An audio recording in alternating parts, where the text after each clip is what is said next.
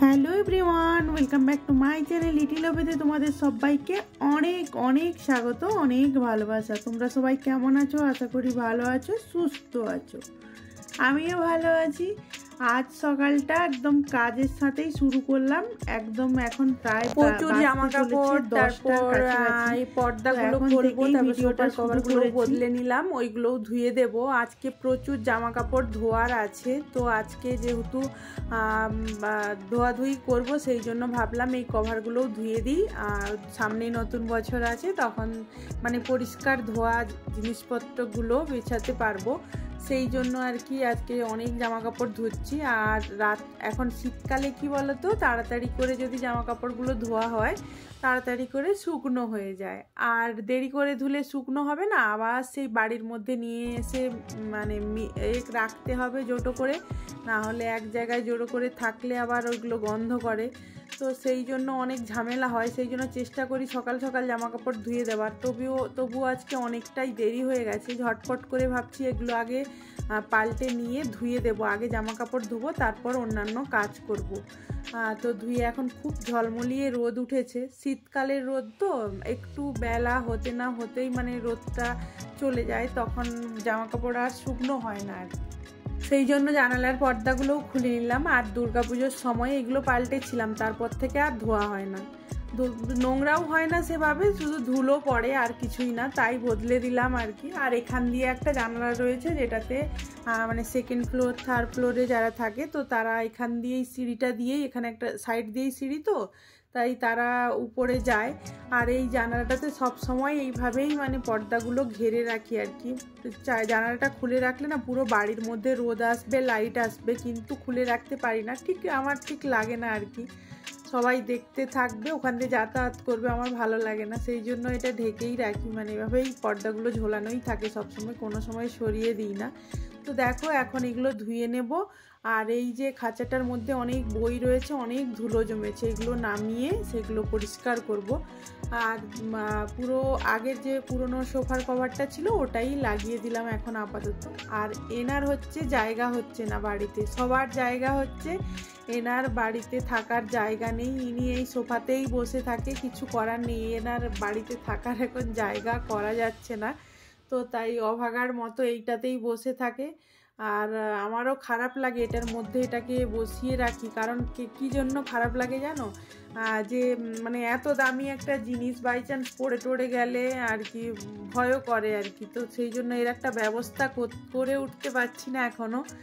মানে বাড়িতে এতগুলো লোকের থাকার জায়গা হচ্ছে আর এনার থাকার জায়গা হচ্ছে না, কোথায় মানে একটা যদি যতক্ষণ না আমরা একটা র্যাক বা একটা কোনো টেবিল কিনি ততক্ষণ এই মাইক্রোওভেনটা রাখতে পারবো না, একজন ধরে ওঠানো যায় না, এতটাই ভারী। তাই অনলাইনে দেখেছিলাম একটা র্যাক পাওয়া যাচ্ছিল, কিন্তু ওগুলো ছোটো মাইক্রোওভেন রাখার জন্য, সেই জন্য নিতেও পাচ্ছি না। আর আমরা একটা ফার্নিচারের দোকান থেকে ভাবছি অর্ডার দিয়ে বানাবো, না হলে সেরকম দেখে একটা কিনবো, যেটাতে মানে ভারী যেহেতু, তো একটু শক্তপোক্ত যাতে হয়, যাতে ওর ওয়েটটা নিতে পারে, তো সেই জন্য আর কি রাখার জায়গাও হচ্ছে না, এই সোফার উপরেই এখানে রাখা রয়েছে, আর ঢেকে রেখেছি একটা কাপড়, ধুলো পড়বে বলে। তো দেখো এখন হাজব্যান্ড মাছ নিয়ে এসেছে, এটা হচ্ছে রুই মাছ। রুই মাছটা বেশ বড় ছিল, 2 কিলো 300 না 350 ছিল, সেই মাছটার অনেকটা পরিমাণ তেল বেরিয়েছে।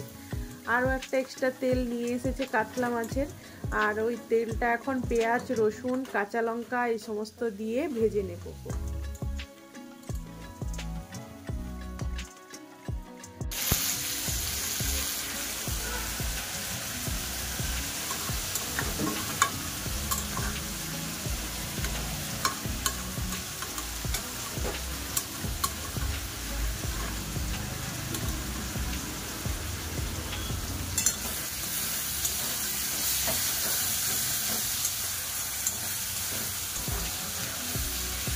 আজ আমাদের বাড়িতে রান্না হচ্ছে মাছের ঝোল আর মাছের মাথা দিয়ে কুমড়োর তরকারি আর মাছের তেল, আজ সমস্ত কিছু মাছের আইটেম। জামা কাপড় আজকে ধুয়েছি, ওগুলো ছাদে দিয়ে চলে এসেছি, তোমরা দেখলেই তো পুরো মানে সোফা কভার, তারপরে পর্দাগুলো খুলেছিলাম, ওই সমস্ত কিছু স্কুল ইউনিফর্ম, স্কুলের সোয়েটার, সমস্ত কিছু ছিল, প্রচুর জামা কাপড়। আর টিভিতে দেখো, আমাকে দেখা যাচ্ছে টিভিটাও পুছতে হবে। তো আমি বুঝেছিলাম দেখো দাগ দাগ হয়েছে। তো এটাকে আবার না ওই যে কলিং দিয়ে পুছতে হবে, ভালো করে পরিষ্কার করতে হবে। কালকে তখন করবো, আজকে আর টাইম নেই বুঝলেন, মেয়েকে নিয়ে যেতে হবে। কাজ করব ভেবে বসে থাকলে কাজগুলো হয় না, সেই জন্য আজকে অনেকগুলো কাজ করব ভেবেই সকাল থেকে একদম জোর কদমে লেগেছিলাম। এমনকি তোমাদের সবসময় তো আমার তো মানে মোবাইল ধরে দেওয়ার মতো কেউ নেই, তো কেউ নেই বলতে কি ওরা পড়া থাকে, ওদেরকে আমি বিজি করাতে চাই না, মানে ওদেরকে বলি না যে ধরে দে, কখনো কখনো ধরে দেয়। তো এখন ওই যে ব্যালকনিতে যে গাছগুলো ছিল ওগুলো সরিয়ে সমস্ত পরিষ্কার করেছি শুদ্ধ। তো অনেকটা টাইম চলে গিয়েছে বুঝলেন, আমার চুলটাও বেকার হয়ে গেছে। আজকে পার্লারে যাব ভাবছি, অনেক দিন সেই দুর্গাপুজো থেকে মানে আইব্রু করবো করে করা হয় না, ব্রুটা সেভ করা হয় না। কেমন লাগছে, আর ব্রুটা সেভ না করলে না যেন মনে হয় আসছে, এদিকে ঘোরালে আমার বেশি সাদা লাগছে। তো যাই হোক, এই যে এটা ঠিক করাতে হবে, কত একদম চওড়া হয়ে গেছে, দেখো কতটা চওড়া হয়ে গেছে, দেখেছো? তো চলো মেয়েকে নিয়ে যখন বেরোবো একবারে পার্লার হয়ে আসবো। আমার ছেলে মোবাইলটা বন্ধ করে দিয়েছে, এই দেখো হাতে, ঠিক আছে? এই ঘুমাবি না? হ্যাঁ ঘুমাবি না? তাহলে পড়তে বস, চল লেখাবো, চল ম্যাথস প্র্যাকটিস করবি, চল। হ্যাঁ যাবি? আর একজন এখানে ঘুমোচ্ছে, চল। High high high high high,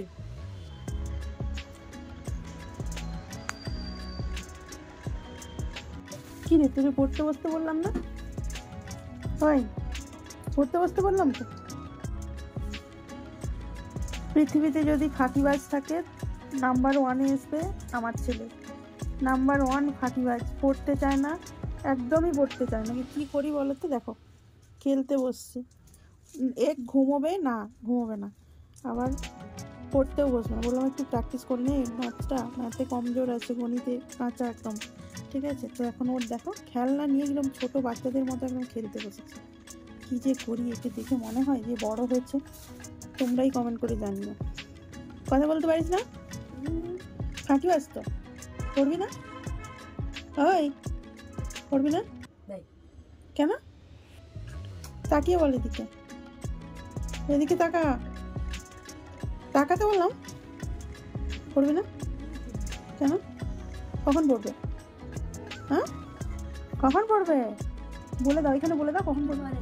সত্যি তো? পরে পড়বে বলছে, দেখা যাক কখন পড়ে।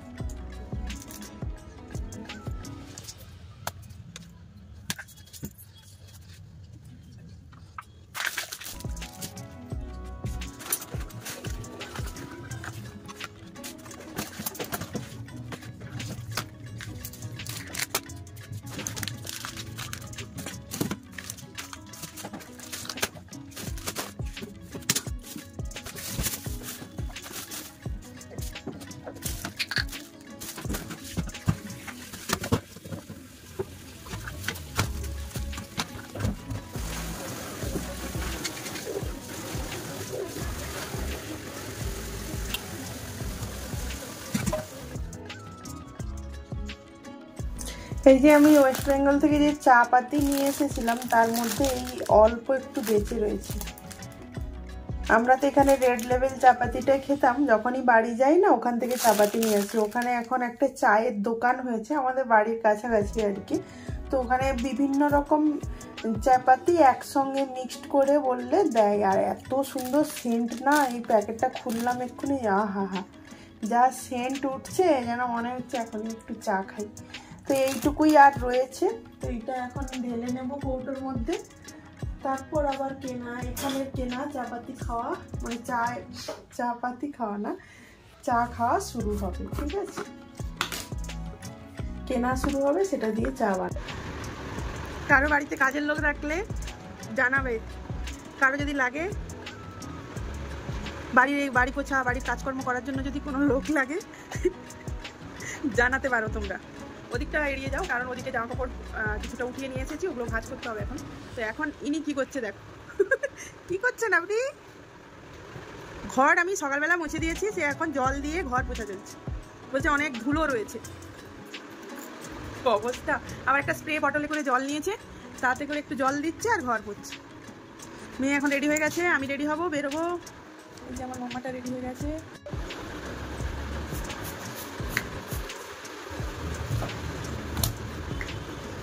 ও বাড়িতে কি কি করে আমি আজ সব তোমাদের দেখাচ্ছি, তোমরা দেখো, ঠিক আছে? और है क्या दिखाओ फिर। ও কौन এটা কি? এটা কে? হয় না ঠিকঠাক। নেক্সট, সব থেকে যদি দুষ্টু হয় এই ছেলেটা। হ্যাঁ,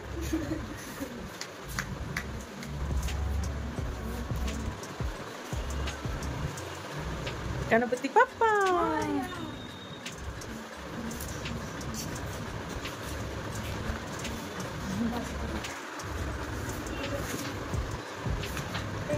হয়ে গেছে আর নেই তো চলো, ওর কালকে ড্রয়িং ক্লাস রয়েছে, তার হোমওয়ার্ক করবে।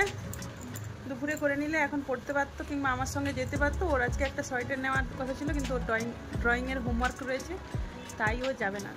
জয় মা সরস্বতী, আর কয়েকদিন পরে সরস্বতী পুজো আছে, ওটা করলেই হয়ে যাবে, আর কিছু নেই। তারপর মোবাইল দেখবে। হ্যাঁ, 10,000 দিন লাগবে। ঠিক আছে, হ্যাঁ আমিও জানি। ঠিক আছে, আমি দেখবো তো কি করে, মোবাইলটা চেক করে যাই না।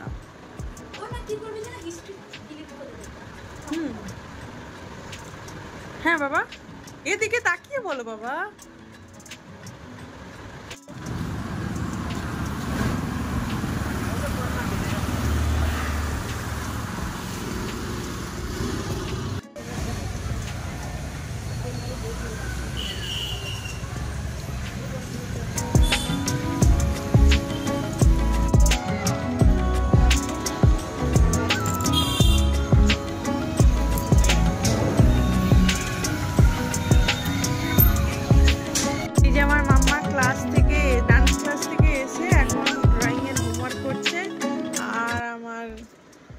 পাপাটা কি করছে?